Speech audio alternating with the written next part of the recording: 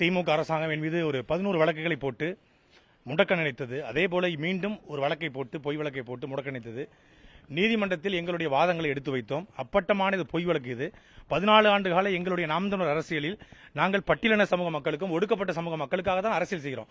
நான் என்னுடைய வலையொலியில் கிட்டத்தட்ட 1800 காணொலியில் 800 காணொலிகள் ஒடுக்கப்பட்ட சமூக மக்களுடைய வழிகளையும் வேதனைகளையும், குறிப்பாக வேங்கை வயல், மேல்பாதி, சங்கரங்கோயிலுடைய சாதிய பிரச்சனை, நாங்குநேர சாதிய பிரச்சனை, இதுக்கெல்லாம் ஆதரவாக நின்று அந்த மக்களுக்கு ஆதரவாக நின்றுக்கிறேன். ஆனால் என்னை SC/ST அப்படிங்கிற ஒரு PCR சட்டத்தில் என்னை முடக்க பார்த்து திமுக அரசு. அது அப்பட்டமான சட்டத்திற்கு புறம்பான வழக்கு.